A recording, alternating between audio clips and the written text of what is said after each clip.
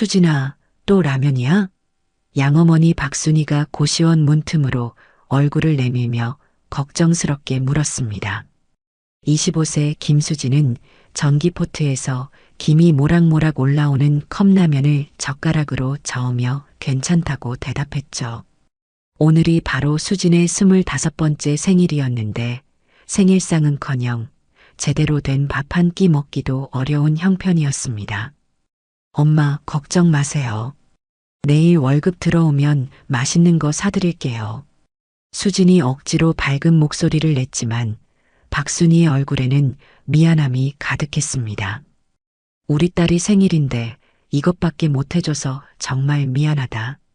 박순이가 눈시울을 붉히자 수진은 급히 괜찮다며 손을 저었어요. 사실 수진의 현실은 그리 녹록지 않았습니다. 월급 180만 원으로 고시원비 50만 원을 내고 나면 아버지 박철수의 당뇨 약값과 병원비로 대부분이 나갔거든요. 수진은 늘 양부모에게 미안한 마음을 갖고 있었어요. 생후 6개월에 입양되어 25년을 키워주셨는데 아직도 부담만 드리고 있다는 생각 때문이었죠. 수진은 어렸을 때부터 남들과 다르다는 걸 알고 있었습니다. 초등학교 3학년 때였어요. 담임 선생님이 가족사진을 가져와서 발표하라고 했는데 수진만 유독 머뭇거렸거든요. 왜 안 나와? 빨리 나와서 발표해봐. 선생님이 재촉하자 수진은 떨리는 손으로 사진을 들고 앞으로 나갔습니다. 이분들이 우리 엄마 아빠예요. 수진이 작은 목소리로 말하자 옆자리 친구가 손을 번쩍 들었어요. 선생님, 수진이는 입양됐어요. 진짜 엄마 아빠가 아니래요. 그 순간 교실이 술렁였고 수진은 얼굴이 새빨갛게 달아올랐습니다. 아, 그래. 선생님이 당황한 표정으로 그냥 자리에 앉으라고 했죠. 그날 이후 수진은 학교 가기가 싫어졌어요. 쉬는 시간마다 아이들이 수군거렸거든요. 수진이는 진짜 부모가 누군지도 모른대. 왜 버려졌을까? 뭔가 문제가 있어서 그런 거 아닐까? 어린 수진에게는 너무 잔혹한 말들이었습니다. 중학교에 올라가서도 상황은 나아지지 않았어요. 담임 선생님마저 학부모 상담에서 이런 말을 했거든요. 입양아들은 정서적으로 불안정할 수 있어서 좀 더 세심하게 관찰해야 합니다. 박순이가 그 말을 듣고 집에 와서 한참을 울었다는 걸 수진은 나중에 알게 됐죠. 고등학교 때는 첫사랑도 있었습니다. 같은 반 남학생 정우였는데 수진을 정말 좋아해줬어요. 수진아, 너는 특별해. 입양됐다고 해서 다른 게 아니야. 정우의 말에 수진은 처음으로 자신감을 찾았습니다. 하지만 그 행복도 오래가지 못했어요. 어머니가 반대하신다. 정우가 어느 날 갑자기 심각한 표정으로 말했거든요. 입양아와는 사귀지 말라고 하시네. 나중에 결혼하면 아이들한테 좋지 않은 영향을 줄 수도 있다고. 정우의 말에 수진은 가슴이 무너져 내리는 느낌이었습니다. 알겠어. 그럼 우리 헤어지자. 수진이 담담하게 말했지만 눈물은 멈출 수 없었어요. 대학 시절에는 장학금으로만 버텼습니다. 양부모의 형편이 어려워서 등록금을 낼 수 없었거든요. 수진은 새벽 배송 아르바이트, 편의점 야간 근무까지 하며 생활비를 벌었어요. 친구들이 놀러 가자고 해도 돈이 없어서 갈 수 없었죠. 그래도 우리 수진이 대학까지 갔으니 얼마나 기특해. 박철수가 딸을 자랑스럽게 바라보며 말했습니다. 수진은 양부모의 사랑만큼은 의심한 적이 없었어요. 하지만 세상의 시선은 여전히 차가웠습니다. 대학 졸업 후 취직한 중소기업에서도 마찬가지였어요.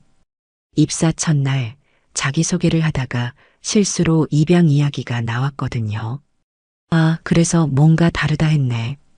동기가 웃으며 말했지만 수진에게는 날카로운 칼날 같았습니다. 3년째 다니고 있는 회사에서 수진의 처지는 더욱 어려워졌어요. 최 과장이 유독 수진을 힘들게 했거든요.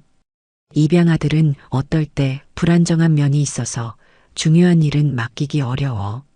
최 과장이 다른 직원들 앞에서 대놓고 말하는 바람에 수지는 더욱 위축됐습니다.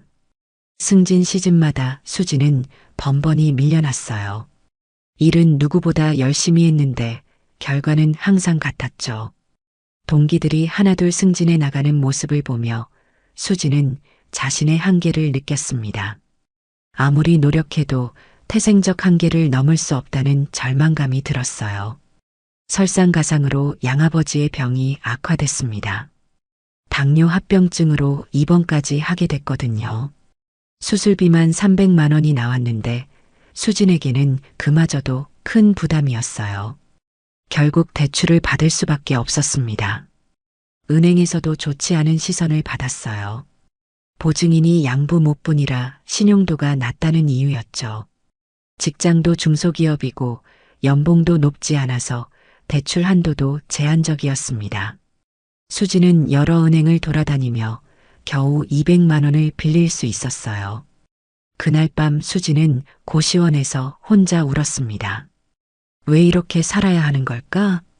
내가 뭘 잘못했다고? 입양된 게 내 잘못인가? 원망스러운 마음이 밀려왔지만 답은 없었어요. 수지는 천장을 바라보며 생각했습니다. 내 진짜 부모는 도대체 누굴까?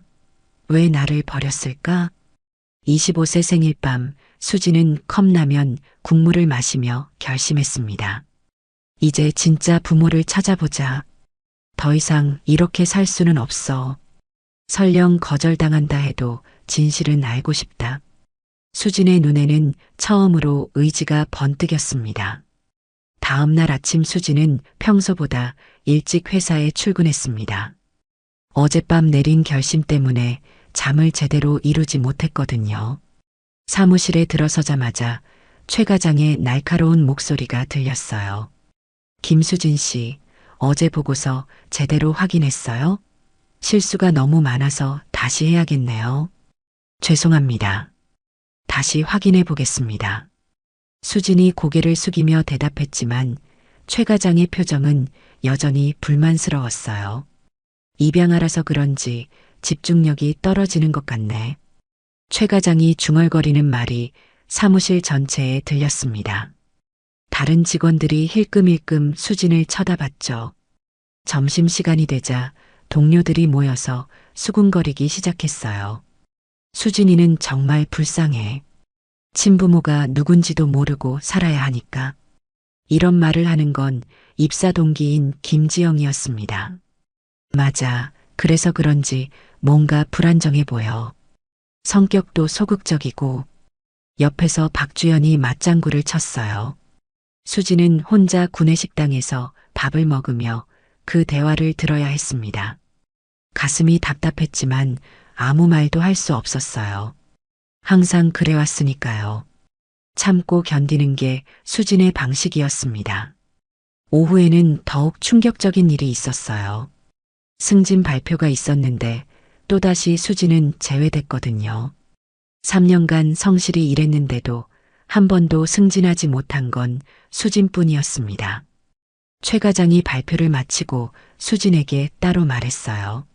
수진 씨는 좀 더 안정적이 될 때까지 기다리는 게 좋겠어요. 입양아 출신이라서 그런지 아직 부족한 면이 있거든요. 그 말을 듣는 순간 수진의 참을성이 한계에 달했습니다. 과장님, 제가 입양아라는 것과 업무 능력은 전혀 상관없는 일입니다. 수진이 처음으로 반박했어요. 최 과장은 깜짝 놀란 표정을 지었죠. 수진 씨가 그런 말을 하네. 평소답지 않은데? 저는 3년간 누구보다 열심히 일했습니다. 지각이나 결근 한 번 없었고 야근도 마다하지 않았어요. 그런데 단지 입양하라는 이유만으로 차별받는 건 부당합니다. 수진의 목소리가 점점 높아졌어요. 사무실이 조용해지면서 모든 직원들의 시선이 수진에게 쏠렸습니다. 최 과장의 얼굴이 붉어졌어요. 뭐야, 갑자기 건방져졌네. 입양아 주제에 말이 많아. 최 과장이 노골적으로 화를 내자 수지는 더 이상 참을 수 없었습니다. 입양하라고 해서 인격적으로 모독당할 이유는 없습니다. 저도 엄연한 이 회사의 직원이에요. 사무실 분위기가 싸늘해졌어요. 다른 직원들은 어색해하며 자리를 피했고 최 과장은 수진을 노려봤습니다. 김수진 씨, 오늘은 일찍 퇴근하세요. 내일부터는 태도를 바꿔오기 바랍니다. 최 과장의 말에 수진은 알겠다고 대답하고 자리를 정리했어요. 퇴근길에 수진은 대학 동기인 서연주에게 전화했습니다. 현주야, 지금 시간 있어? 만나서 이야기 좀 하고 싶어. 수진의 목소리에서 힘든 기색을 느낀 서연주는 바로 만나자고 했어요. 서연주는 변호사로 일하고 있었는데 수진의 유일한 이해자였거든요. 카페에서 만난 서연주는 수진의 얘기를 들으며 화를 냈습니다. 그게 무슨 말이야? 21세기에 그런 차별이 어디 있어? 법적으로도 문제가 되는 발언이야. 서연주가 분개하자 수진은 오히려 서연주를 말렸어요. 괜찮아. 늘 그래왔으니까. 익숙해졌어. 수진아, 그렇게 체념하면 안 돼.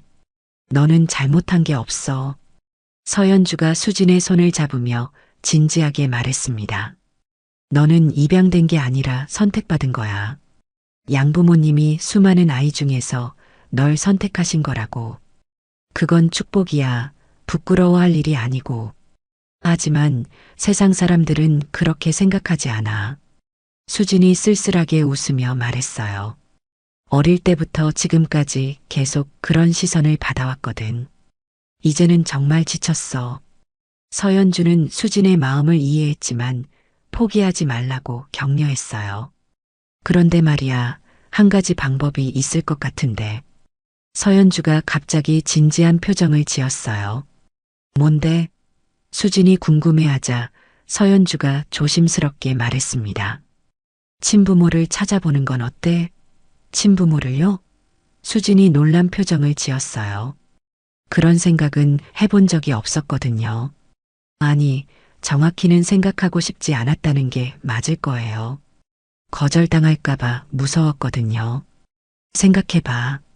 내가 왜 입양됐는지, 친부모는 누구인지 알면 마음이 한결 편해질 것 같아. 서연주의 말에 수진은 심각하게 고민했습니다. 만약에 친부모가 정말 나를 원하지 않았다면? 만약에 만나기 싫어한다면? 그래도 알아야 하지 않을까? 평생 모르고 사는 것보다는 나을 것 같은데. 서연주가 수진을 설득했어요. 요즘은 사립탐정도 있고 입양기관 기록도 남아있으니까 찾을 수 있을 거야. 수진은 집에 돌아와서 밤늦게까지 고민했습니다. 정말 친부모를 찾아볼까? 25년간 궁금했던 그 답을 알 수 있을까? 하지만 한편으로는 두려웠어요. 진실이 더 잔혹할 수도 있거든요. 그때 양어머니 박순이가 방문을 두드렸어요. 수진아, 잠들었니? 아직 안 잤어요, 엄마. 수진이 대답하자 박순이가 방으로 들어왔습니다. 오늘 일찍 들어왔네? 무슨 일 있어? 그냥 일이 일찍 끝나서요. 수진이 대충 둘러댔지만 박순이는 딸의 표정에서 뭔가 느꼈나 봐요. 우리 딸 요즘 많이 힘들지? 엄마가 도움이 못 돼서 미안해. 박순이의 말에 수진은 괜찮다고 했지만 눈물이 날 것 같았어요. 수진아, 엄마가 하나 말해줄까? 박순이가 수진 옆에 앉으며 말했습니다. 내 친부모도 어디선가 널 그리워하고 있을 거야. 분명히 어쩔 수 없는 사정이 있었을 거고. 박순이의 말에 수진은 깜짝 놀랐어요. 마치 수진의 마음을 읽은 것 같았거든요. 엄마는 어떻게 그런 생각을 하세요? 수진이 조심스럽게 물었어요. 엄마도 엄마니까. 너를 낳은 엄마의 마음을 조금은 알 것 같아. 아무리 어려운 상황이라도 내 아이를 보내는 게 얼마나 아픈 일인지. 박순이의 목소리가 떨렸습니다. 그날 밤 수진은 결심했어요. 친부모를 찾아보자. 더 이상 모르고 살고 싶지 않다. 진실이 아무리 잔혹하더라도 알고 싶다. 수지는 휴대폰으로 사립탐정을 검색하기 시작했습니다. 친부모를요? 수진이 놀란 표정을 지었어요. 그런 생각은 해본 적이 없었거든요. 아니, 정확히는 생각하고 싶지 않았다는 게 맞을 거예요. 거절당할까봐 무서웠거든요. 생각해봐. 내가 왜 입양됐는지, 친부모는 누구인지 알면 마음이 한결 편해질 것 같아. 서연주의 말에 수지는 심각하게 고민했습니다. 만약에 친부모가 정말 나를 원하지 않았다면? 만약에 만나기 싫어한다면? 그래도 알아야 하지 않을까? 평생 모르고 사는 것보다는 나을 것 같은데. 서연주가 수진을 설득했어요. 요즘은 사립탐정도 있고 입양기관 기록도 남아있으니까 찾을 수 있을 거야. 수진은 집에 돌아와서 밤늦게까지 고민했습니다.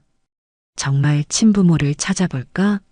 25년간 궁금했던 그 답을 알 수 있을까? 하지만 한편으로는 두려웠어요.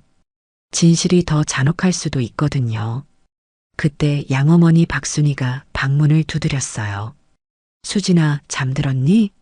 아직 안 잤어요, 엄마. 수진이 대답하자 박순이가 방으로 들어왔습니다. 오늘 일찍 들어왔네? 무슨 일 있어?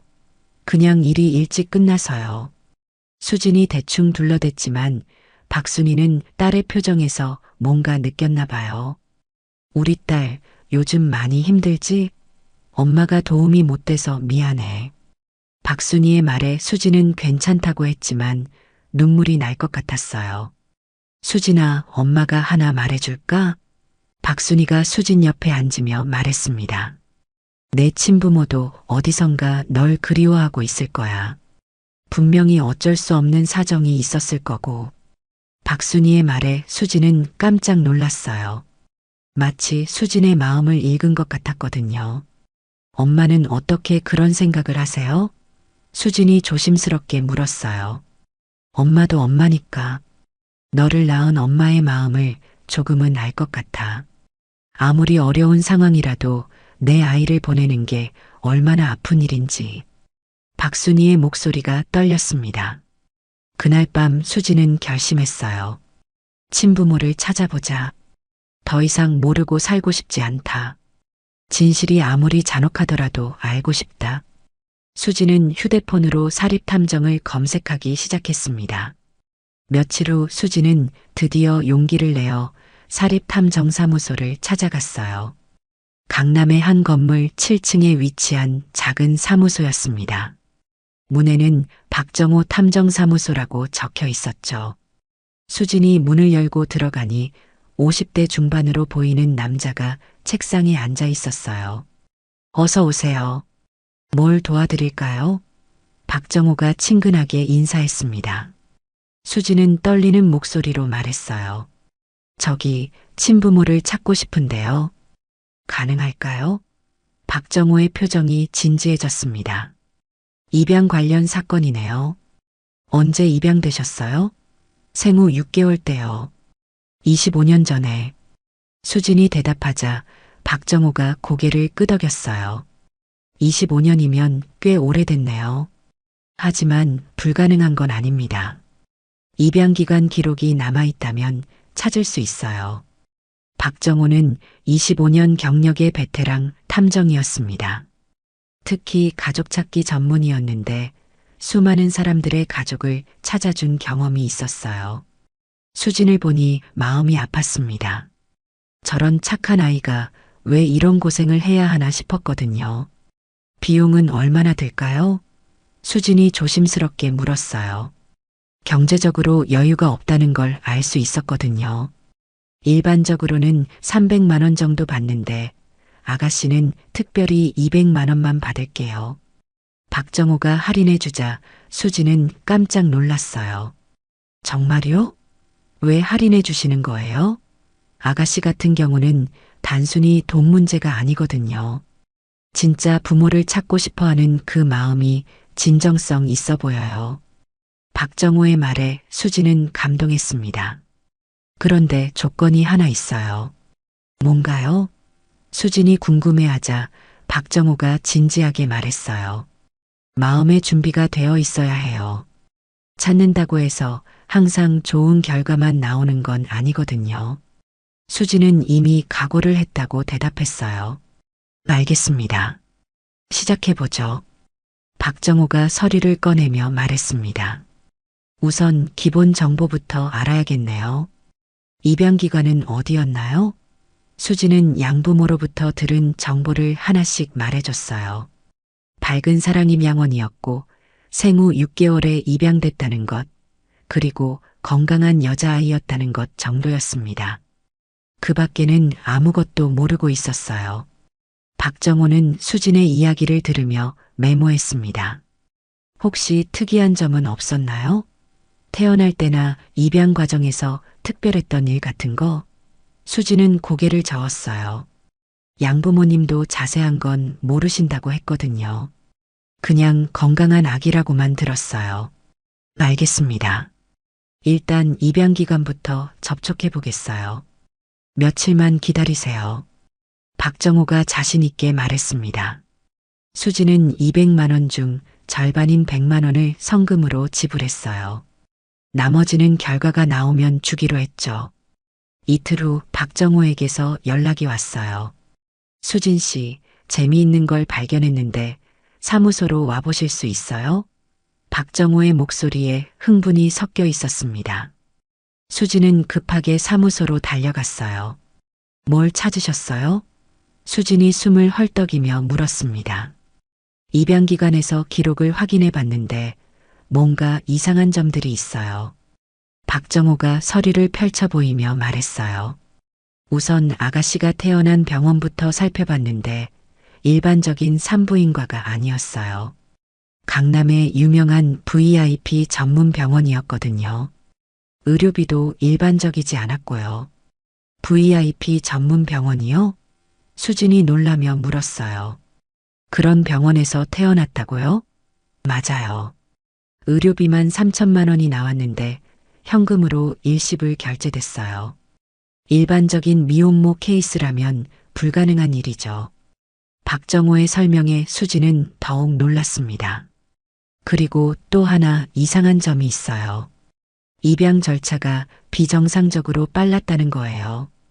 보통은 몇 달이 걸리는데 아가씨 경우는 일주일 만에 모든 게 처리됐어요. 왜 그런 거죠? 수진이 궁금해했습니다. 뭔가 급한 사정이 있었던 것 같아요. 그리고 입양기관에 특별 지시사항이 있었다고 하네요.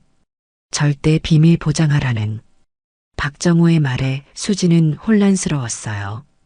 그럼 제 친부모는 보통 사람이 아니라는 말씀이세요? 그럴 가능성이 높아요. 일반인이라면 이런 식으로 처리할 이유가 없거든요. 박정호가 확신에 찬 목소리로 말했습니다. 그럼 이제 뭘 해야 하죠?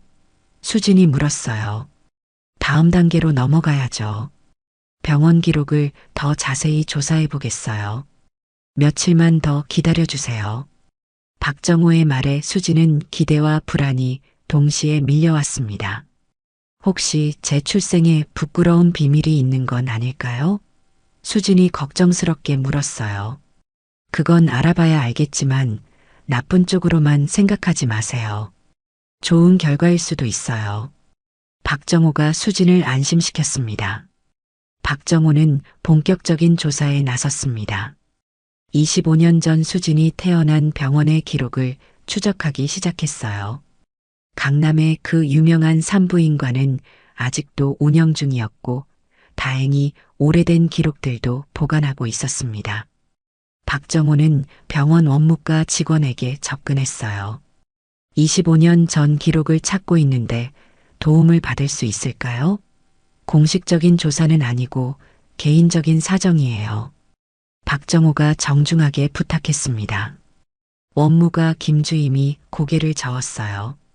환자 기록은 개인정보라서 함부로 공개할 수 없어요. 특히 25년이나 된 기록은 더욱 민감하죠. 박정호는 포기하지 않았습니다. 당시 근무했던 간호사나 의사는 아직 계시나요? 혹시 기억하시는 분이 있을까 해서요. 김주임이 잠시 생각하더니 말했어요. 정 간호사장님이 그때부터 계셨는데 지금은 은퇴하셨어요. 하지만 연락처는 드릴 수 없어요. 박정호는 다른 방법을 찾아야 했어요. 며칠간 병원 주변을 맴돌며 정보를 수집했습니다. 그러던 중 우연히 옛 간호사 정미숙을 만날 수 있었어요. 70세가 된 정미숙은 동네 카페에서 박정호를 만났습니다. 25년 전 일을 기억하시나요? 특별한 케이스가 있었을 텐데요. 박정호가 조심스럽게 물었어요.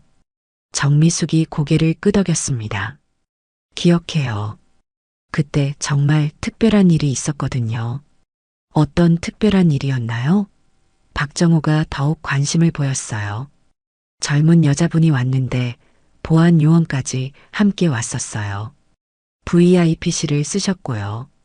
의료진들한테도 절대 비밀 지키라고 했죠.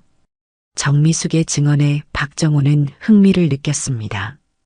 보안 요원까지 왔다고요? 그럼 정말 대단한 집안이었겠네요. 맞아요. 그런데 그 여자분이 아기를 낳고 나서 계속 울고 계셨어요. 행복해해야 할 텐데 너무 슬퍼하셔서 이상했거든요. 정미숙이 당시를 회상하며 말했습니다. 혹시 그 여자분 이름이나 특징을 기억하시나요? 박정호가 핵심적인 질문을 했어요. 이름은 이영미였어요. 정말 아름다운 분이었는데 계속 미안하다고 중얼거리셨거든요. 아기한테 미안하다고. 정미숙의 증언으로 드디어 생모의 이름을 알게 됐습니다. 박정호는 흥분을 감추지 못했어요. 이영미라는 이름으로 당시 기록을 찾아볼 수 있을 것 같았거든요. 그런데 또 다른 이상한 점이 있었어요. 아기의 출생 신고가 의도적으로 지연됐다는 거예요. 보통은 바로 하는데 일주일이나 늦어졌거든요. 정미숙이 추가로 증언했습니다. 그 일주일 동안 뭔가 중요한 결정이 내려진 것 같았어요.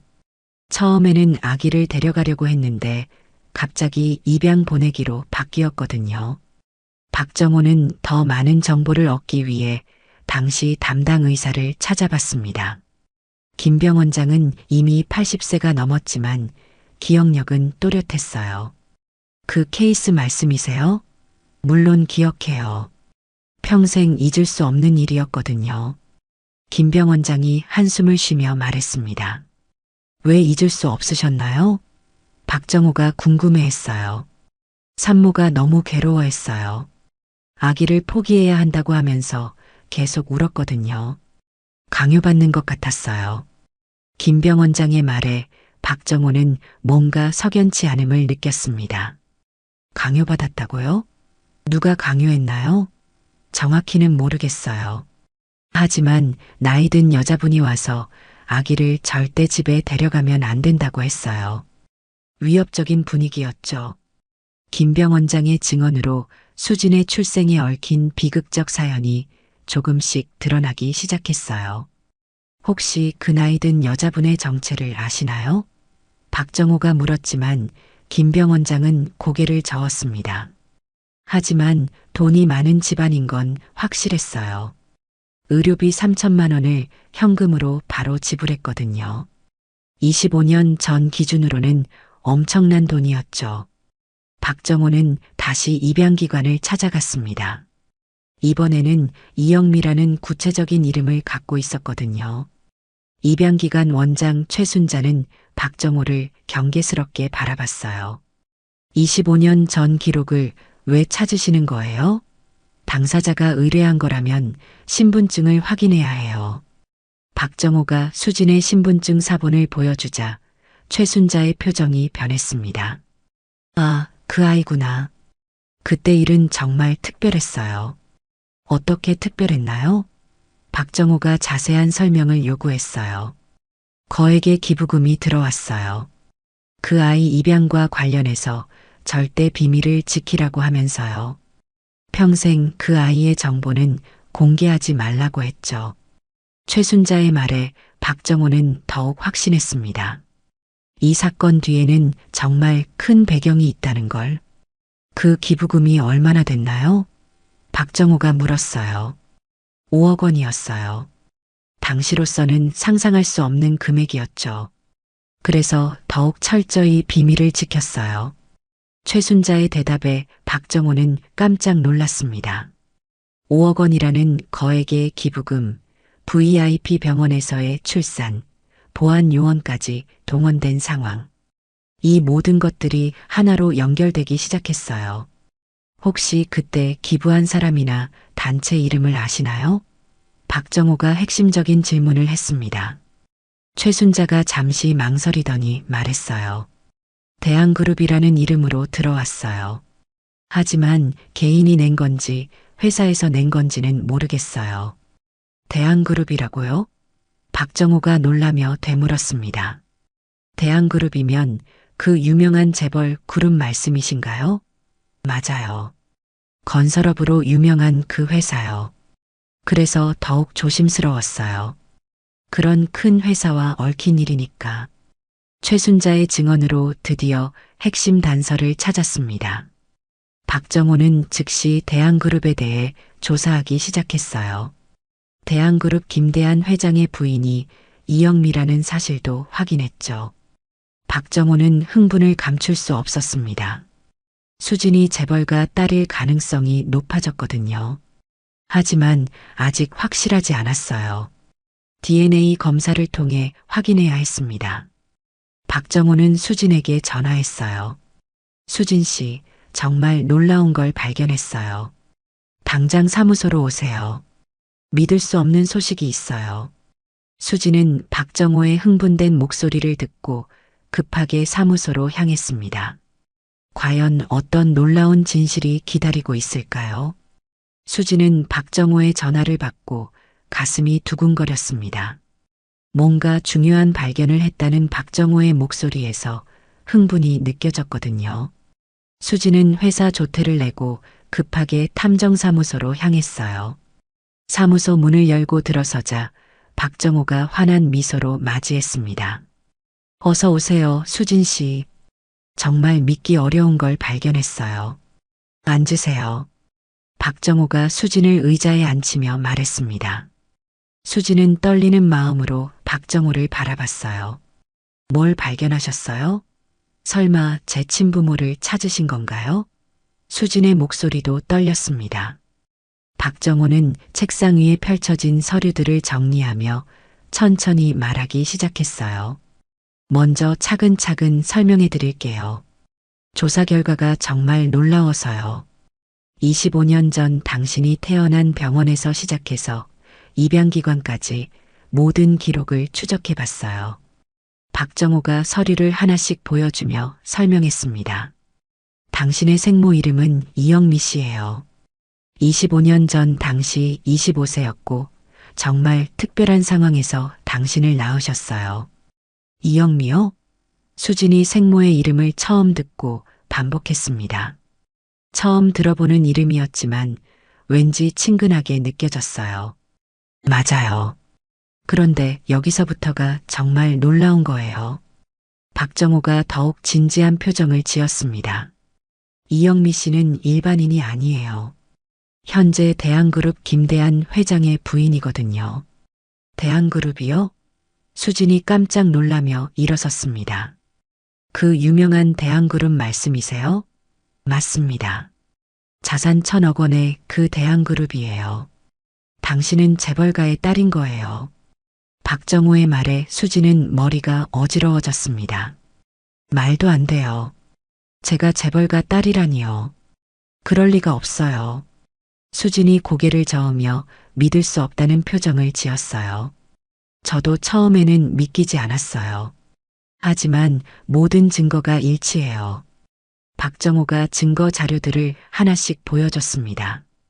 VIP 병원에서의 출산, 거액의 의료비, 보안요원 동원, 입양기관에 지급된 5억 원의 기부금까지 모든 게 연결돼요. 수진은 의자에 주저앉으며 말했어요. 그럼 저를 왜 입양 보냈을까요? 재벌가 딸이라면 당연히 키웠을 텐데요. 그게 바로 이 사건의 핵심이에요. 박정호가 심각한 표정으로 말했습니다. 당시 병원 관계자들 증언에 따르면 강요받은 것 같다고 해요. 나이 든 여자분이 와서 아기를 절대 집에 데려가면 안 된다고 했다는 거예요. 강요요? 누가 강요했을까요? 수진이 궁금해했습니다. 정확히는 모르겠지만 아마도 김대한 회장의 어머니일 가능성이 높아요. 당시 이영미 씨와의 결혼을 반대했을 수도 있고요. 박정호의 추측에 수지는 복잡한 감정이 들었습니다. 그럼 제 친부모는 저를 버린 게 아니라 어쩔 수 없이 보낸 건가요? 그럴 가능성이 매우 높아요. 입양 과정에서 특별 지시사항도 있었거든요. 절대 비밀을 지키라는, 마치 언젠가 다시 찾을 수 있을 때까지 숨겨두려는 것 같았어요. 박정호의 설명에 수지는 눈물이 났습니다. 25년간 버려진 아이라고 생각했는데 사실은 보호받으려 했던 아이였다는 걸 알게 됐거든요. 하지만 아직 확실하지 않잖아요. 혹시 동명이인일 수도 있고요. 수진이 마지막 희망을 걸며 말했어요. 사실 그래서 DNA 검사를 제안하려고 해요. 확실히 해야죠. 박정호가 신중하게 말했습니다. 하지만 김대한 회장 부부의 DNA를 어떻게 구하죠? 수진이 현실적인 문제를 제기했어요. 그건 제가 알아보겠어요. 일단 당신의 DNA 샘플부터 채취하고 그 다음에 접촉 방법을 찾아보죠. 박정호가 계획을 설명했습니다. 수지는 DNA 검사에 동의했어요. 확실히 알고 싶었거든요. 25년간의 궁금증을 해결할 수 있는 기회였으니까요. 그런데 한 가지 더 알려드릴 게 있어요. 박정호가 추가로 말했습니다. 대한그룹에는 현재 후계자가 없는 것으로 알려져 있어요. 김대한 회장에게 자녀가 없다고 공식 발표됐거든요. 하지만 조카인 김민준 상무가 후계자로 여겨지고 있죠. 그럼 제가 나타나면 상속 구조가 바뀌는 건가요? 수진이 걱정스럽게 물었어요. 당연히 그렇겠죠. 친딸이 나타나면 모든 게 달라질 거예요. 박정호의 말에 수진은 부담감을 느꼈습니다. 저는 돈 때문에 찾는 게 아닌데요. 그냥 진실이 알고 싶을 뿐이에요. 수진이 진심으로 말했어요. 알아요. 그래서 더욱 신중하게 접근해야 해요. 박정호가 수진을 안심시켰습니다. 일단 DNA 검사부터 하고 그 결과가 나오면 어떻게 할지 결정하죠. 수진은 집에 돌아와서 하루 종일 혼란스러웠어요. 자신이 재벌가 딸일 가능성이라니 꿈에서도 생각해 본 적이 없는 일이었거든요. 양어머니 박순이가 수진의 표정을 보고 걱정했어요. 수진아, 무슨 일 있어? 얼굴이 안 좋아 보이는데. 아니에요, 엄마. 그냥 회사 일 때문에 좀 피곤해서요. 수진이 거짓말을 했습니다. 아직 확실하지 않은 상황에서 양부모에게 말하기는 어려웠거든요. 며칠 후 박정호에게서 연락이 왔어요. 대한그룹 쪽에 조심스럽게 접촉해 봤는데 놀라운 반응이 나왔어요. 어떤 반응이요? 수진이 긴장하며 물었어요. 김대한 회장께서 즉시 만나자고 하시네요. DNA 검사도 당장 하자고 하고요. 마치 기다리고 있었던 것처럼. 박정호의 말에 수진은 가슴이 두근거렸습니다. 정말 제 친아버지일 가능성이 높다는 뜻이네요. 그런 것 같아요. 일반적이라면 이렇게 적극적으로 나오지 않을 거예요. 박정호도 놀란 기색이었어요. 언제 만날까요? 수진이 떨리는 목소리로 물었어요. 내일 당장 만나자고 하시는데 준비되셨나요? 박정호가 확인했습니다. 수진은 잠시 망설였지만 곧 결심했어요. 네, 만나보겠어요. 더 이상 미룰 수도 없고요. 알겠습니다. 그럼 내일 오후 2시에 강남의 한 호텔에서 만나기로 했어요. DNA 검사는 그 자리에서 바로 할 예정이고요. 박정호가 일정을 알려줬습니다. 그날 밤 수진은 잠을 이루지 못했어요. 내일이면 25년간의 비밀이 밝혀질 테니까요. 과연 김대한 회장 부부가 자신의 친부모일까? 만약 맞다면 어떻게 해야 할까? 수많은 생각들이 머릿속을 맴돌았습니다. 다음 날 수지는 평소보다 일찍 일어나서 준비했어요. 뭘 입고 가야 할지 고민하다가 가장 단정한 옷을 골랐습니다. 거울을 보니 얼굴이 창백했어요. 긴장과 기대가 뒤섞인 복잡한 감정이었죠.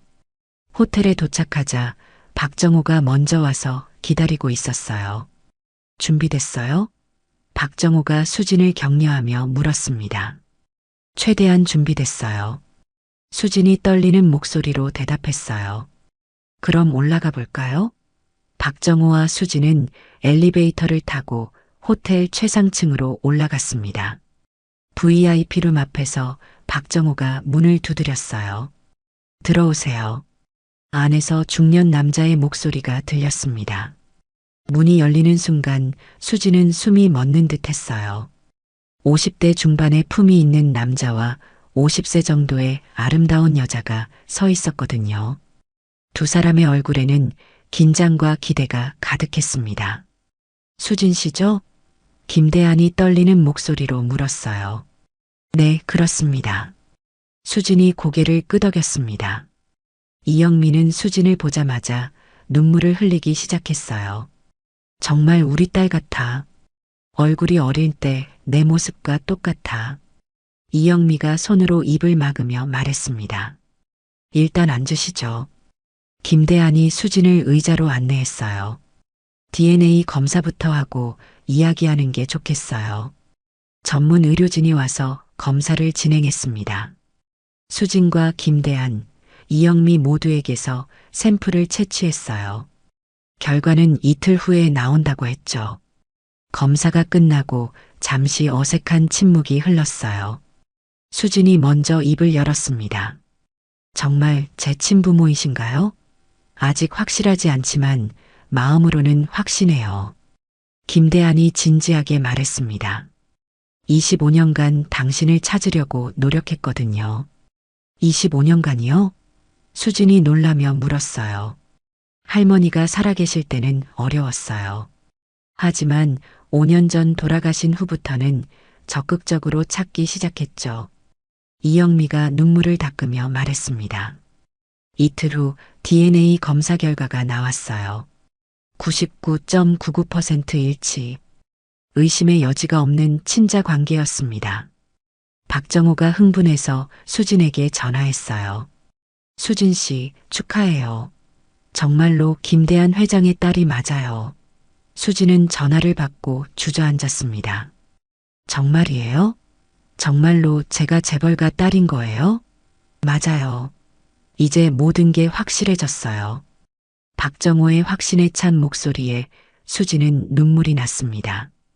25년간의 궁금증이 드디어 해결된 순간이었어요.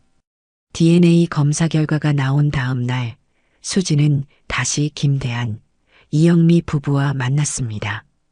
이번에는 좀 더 편안한 분위기에서 자세한 이야기를 나누기 위해서였어요. 호텔 라운지에서 만난 세 사람은 처음으로 진정한 가족의 대화를 나눴습니다.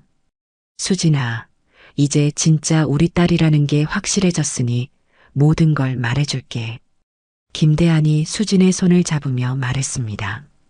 25년 전 무슨 일이 있었는지 정말 궁금해요. 왜 저를 입양 보내셨는지.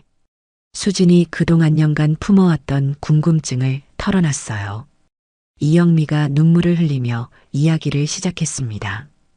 25년 전 우리는 신혼부부였어. 정말 행복했는데 시할머니가 극심하게 반대하셨어. 왜 반대하셨어요? 수진이 궁금해했습니다. 엄마 출신 때문이야. 김대한이 대신 설명했어요. 우리 어머니는 계급의식이 정말 심하셨거든. 며느리는 재벌가 출신이어야 한다고 생각하셨어. 그런데 영미는 평범한 중산층 가정 출신이었지. 이영미가 고개를 끄덕이며 말했습니다. 시할머니 눈에는 제가 재벌가 며느리 자격이 없었던 거예요. 그래서 임신 소식을 듣고 더욱 화를 내셨어요. 임신 소식을 들으셨을 때 어떤 반응이셨어요? 수진이 물었어요. 김대한이 주먹을 꽉 쥐며 말했습니다. 그런 여자아이를 낳으면 안 된다고 하셨어. 아이를 지우거나 입양 보내지 않으면 너희를 이혼시키겠다고 협박하셨지. 협박이요? 수진이 놀라며 물었어요. 맞아. 어머니는 정말 무서우셨어. 김대한이 괴로운 표정을 지었습니다.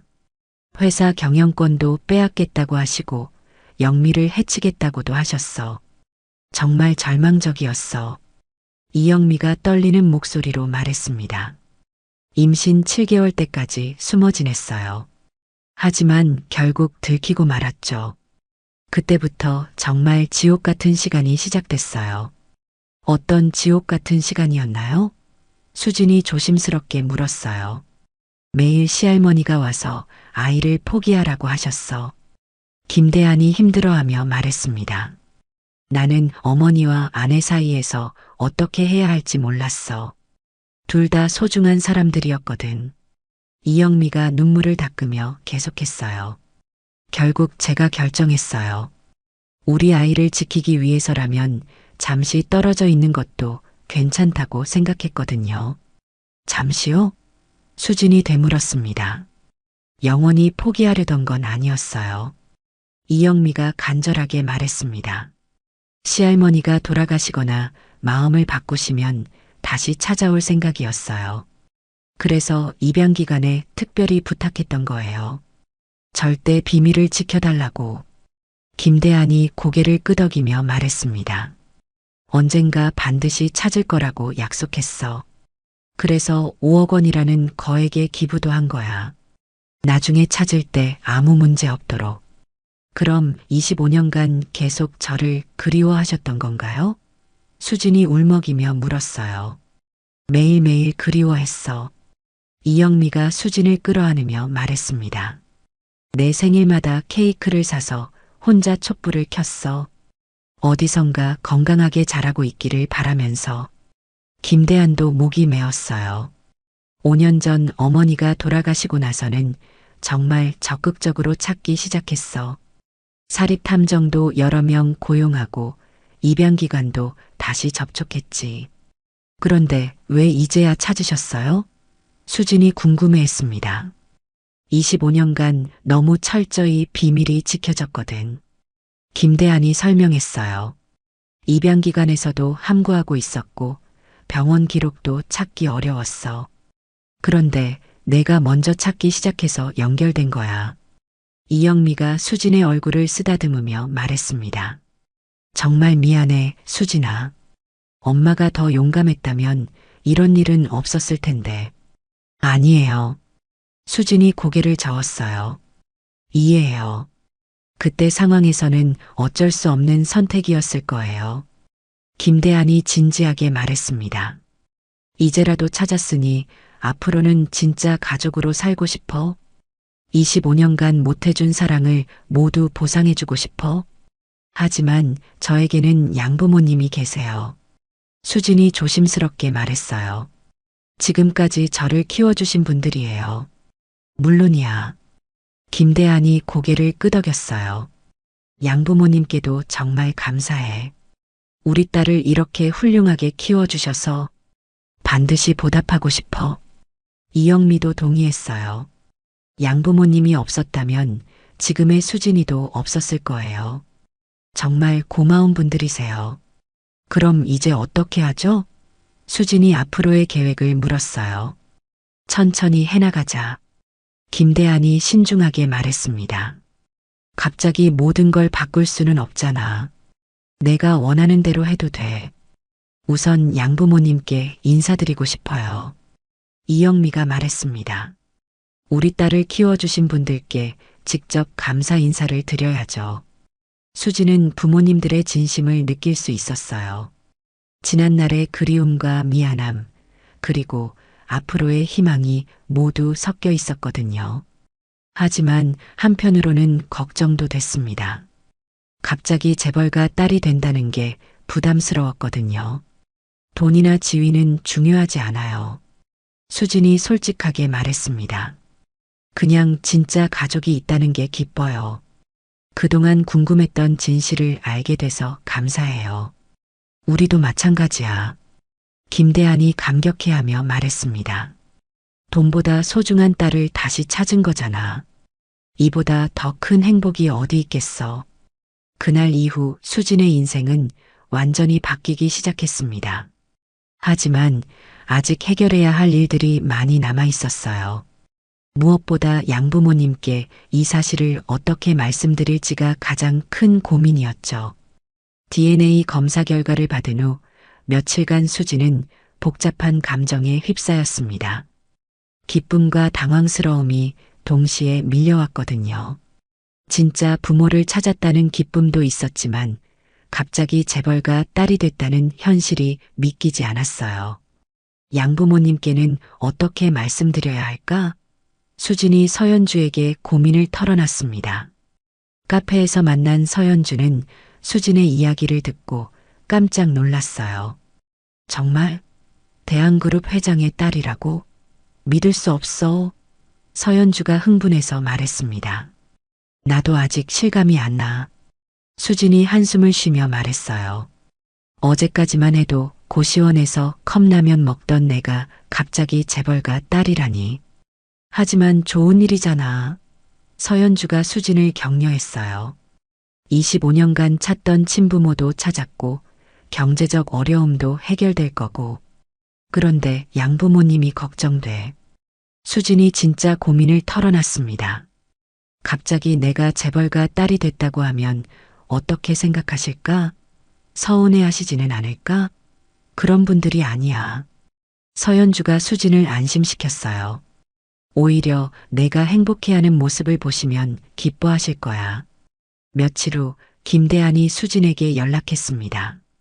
수진아, 아빠가 양부모님께 직접 인사드리고 싶은데 어떨까? 김대한의 제안에 수진은 잠시 망설였어요. 아직 양부모님께 말씀드리지 못했거든요. 우선 제가 먼저 말씀드릴게요. 그 다음에 만나시는 게 좋을 것 같아요. 수진이 신중하게 말했습니다. 알겠어. 내가 편한 대로 해. 김대한이 이해한다고 했어요. 그날 저녁 수진은 용기를 내어 양부모님께 말씀드렸습니다. 아버지, 어머니, 중요한 말씀이 있어요. 수진이 거실에서 양부모를 모시고 앉았어요. 무슨 일이야? 박철수가 궁금해했습니다. 혹시 회사에서 무슨 일 있었니? 아니에요. 사실은 제 친부모를 찾았어요. 수진의 말에 박순이와 박철수가 놀란 표정을 지었습니다. 친부모를? 정말? 박순이가 먼저 반응했어요. 네, 정말이에요. DNA 검사까지 했는데 확실해요. 수진이 차근차근 설명하기 시작했습니다. 사실 며칠 전부터 사립탐정을 통해 찾고 있었거든요. 그런데 놀라운 사실을 알게 됐어요. 뭔데? 박철수가 궁금해했습니다. 제 친아버지가 대한그룹 김대한 회장이에요. 수진의 말에 양부모는 말을 잃었습니다. 대한그룹이라고? 그 유명한 재벌 회사? 박순이가 믿을 수 없다는 표정으로 물었어요. 네, 맞아요. 저도 처음에는 믿을 수 없었어요. 수진이 자세한 경위를 설명했습니다. 25년 전 어쩔 수 없는 사정으로 저를 입양 보내셨대요. 시할머니의 반대 때문이었다고 하시네요. 양부모는 한동안 말없이 수진을 바라봤어요. 복잡한 감정이 얼굴에 드러났습니다. 그럼 이제 떠나는 거니? 박순이가 조심스럽게 물었어요. 아니에요. 수진이 급하게 대답했습니다. 저는 여기가 제 집이고 부모님이 제 진짜 부모님이에요. 그건 변하지 않아요. 박철수가 수진의 손을 잡으며 말했어요. 수진아, 내 친부모를 찾은 건 정말 다행이야. 아빠도 늘 궁금했거든. 정말요? 수진이 놀라며 물었어요. 그럼 내가 어떤 부모에게서 태어났는지, 왜 우리에게 왔는지 늘 궁금했어. 박철수가 진심으로 말했습니다. 박순이도 눈물을 흘리며 말했어요. 엄마도 마찬가지야. 내 친엄마가 얼마나 힘들었을까 생각하면 마음이 아팠어. 이제 다시 만날 수 있게 돼서 정말 기뻐. 수지는 양부모의 따뜻한 반응에 감동했습니다. 걱정과 달리 두 분 모두 수진을 위해 기뻐해 주셨거든요. 친부모님이 인사드리고 싶어 하세요. 수진이 조심스럽게 말했어요. 언제든지 좋아. 박철수가 흔쾌히 동의했습니다. 우리 딸을 낳아주신 분들께 감사 인사를 드려야지. 며칠 후 운명적인 만남이 성사됐습니다. 호텔 레스토랑에서 김대한, 이영미 부부와 박철수, 박순희 부부가 처음 만났어요. 수지는 가운데 앉아서 긴장한 채로 지켜봤습니다. 안녕하세요. 수진이의 아버지 김대한입니다. 김대한이 정중하게 인사했어요. 저희 딸을 지금까지 키워주셔서 정말 감사합니다. 천만에요. 박철수가 겸손하게 대답했습니다. 우리도 수진이 덕분에 행복했어요. 이영미가 박순희의 손을 잡으며 말했습니다. 정말 고맙습니다. 제가 키우지 못한 딸을 이렇게 훌륭하게 길러주셔서. 박순희가 눈물을 흘리며 대답했어요. 수진이는 정말 착한 아이예요. 우리가 오히려 수진이에게 고마워해야 해요. 김대한이 진지하게 말했습니다. 앞으로도 수진이에게는 두 집 부모가 있는 거예요. 저희는 절대 수진이를 빼앗으려는 게 아닙니다. 박철수가 고개를 끄덕였어요. 수진이가 행복하면 그게 최고죠. 두 가족이 화목하게 지낼 수 있다면 더 바랄 게 없어요. 그날 만남을 통해 두 가족은 서로를 이해하게 됐습니다. 김대한 부부는 양부모의 희생과 사랑을 깊이 감사했고, 양부모는 친부모의 25년간의 그리움을 이해했어요. 수진아, 이제 정말 완전한 가족이 됐네. 이영미가 수진을 끌어안으며 말했습니다. 네, 정말 감사해요. 수진이 눈물을 흘리며 대답했어요. 그동안 궁금했던 모든 것들이 해결됐거든요. 앞으로는 어떻게 할 거니? 김대한이 수진에게 물었어요. 천천히 생각해 볼게요. 수진이 신중하게 대답했습니다. 갑자기 모든 걸 바꿀 수는 없으니까요.